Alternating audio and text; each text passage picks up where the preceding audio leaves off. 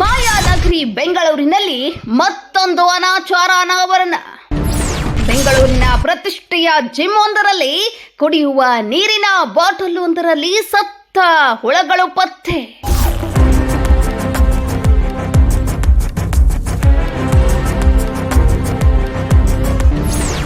ಪ್ರತಿನಿತ್ಯ ಬಳಸುವ ಕುಡಿಯುವ ನೀರಿನಲ್ಲೇ ಗೋಲ್ಮಾಲ್.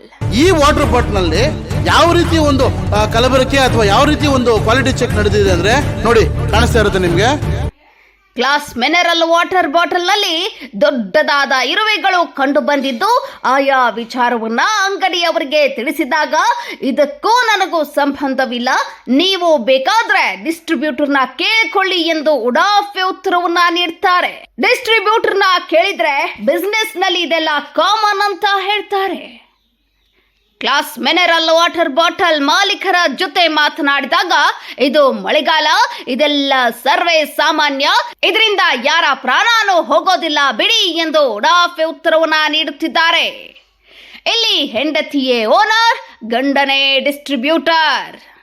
ಮನುಷ್ಯ ತಾನು ದುಡ್ಡು ಮಾಡೋದಕ್ಕೋಸ್ಕರ ಯಾರನ್ನು ಬೇಕಾದರೂ ಹಾಳು ಮಾಡ್ತಾನೆ ಅನ್ನೋದಕ್ಕೆ ಇದೇ ಜೀವಂತ ಉದಾಹರಣೆ.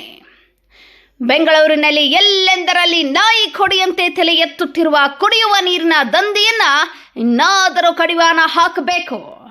ಯಾವುದು ಆ ಸಂಸ್ಥೆ, ಯಾರು ಆ ಸಂಸ್ಥೆಯ ಮಾಲೀಕರು, ಆ ಸಂಸ್ಥೆಯ ಮಾಲೀಕರಿಗೆ ಬೆಂಬಲ ನೀಡುತ್ತಿರುವ ಕಾಣದ ಪ್ರಬಲ ಕೈ ಯಾವುದು? ಅತಿ ಶೀಘ್ರದಲ್ಲಿ ಎಳೆ ಎಳೆಯಾಗಿ ತೋರಿಸ್ತೀವಿ ನಿಮ್ಮ ಟಾರ್ಗೆಟ್ ಟಿವಿಯಲ್ಲಿ.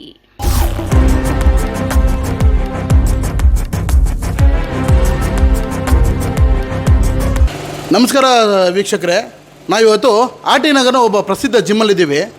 ಇಲ್ಲಿ ಜಿಮ್ಗೆ ವಾಟರ್ ಕ್ಯಾನ್, ಈ ಏನು ಅರ್ಧ ಲೀಟ್ರ್ ವಾಟರ್ ಕ್ಯಾನ್ ಇದೆ, ಇಲ್ಲಿ ಅವರು ಪರ್ಚೇಸ್ ಮಾಡ್ಕೊಂಡು ತೊಗೊಂಬಂದಿರ್ತಾರೆ ಒಬ್ಬ ಡೀಲರ್ ಹತ್ರ.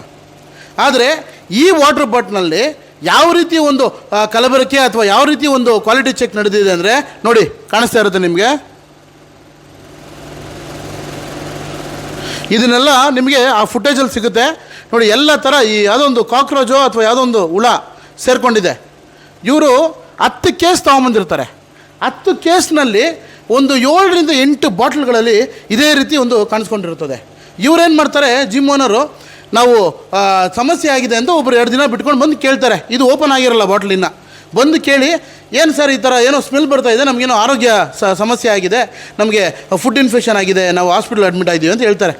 ಅವಾಗ ಅವರು ಸ್ವಂತವಾಗಿ ಅವರೇ ಒಂದು ಓಪನ್ ಮಾಡಿ ಅವರೇ ಕುಡಿಬೇಕು ಅಂತ ಬಾಟ್ಲಿಂಗ್ ಎತ್ಕೊಂಡಾಗ ಅವ್ರಿಗೆ ಕಾಣಿಸೋದೆ ಈ ಇನ್ಸೆಕ್ಟ್.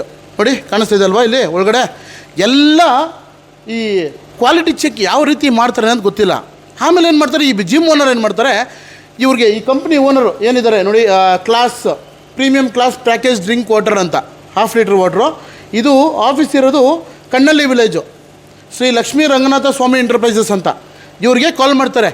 ಕಾಲ್ ಮಾಡಿ, ಮೇಡಮ್ ಏನು ಈ ಥರ ಆಗಿದೆ, ಯಾರು ಓನರ್ ಲೇಡೀಸು ಕಾಲ್ ಮಾಡಿ ಹೇಳ್ತಾರೆ, ಏನು ಮೇಡಮ್ ಈ ಥರ ಆಗಿದೆ. ಅವ್ರೇನಂತಾರೆ, ನಾವು ಮಿಷಿನಿಂದ ಮಾಡೋದು, ನಾವು ಯಾವುದೇ ರೀತಿ ನಾವು ಹ್ಯಾಂಡ್ ಮಾಡಲ್ಲ, ನಾವು ಕ್ವಾಲಿಟಿ ಚೆಕ್ ಮಾಡಲ್ಲ, ಮಿಷಿನ್ನ ನಂಬ್ತೀವಿ, ನೀವೇನು ಮಾಡ್ಕೊಂಡ್ರೆ ಮಾಡ್ಕೊಡ್ರಿ ಅಂತ ಒಂದು ಉಡಾಫೆ ಮಾತಾಡ್ತಾರೆ. ಇದು ಎಷ್ಟು ಒಂದು ಅವರ ನೆಗ್ಲಿಜೆನ್ಸ್ ಇದೆ.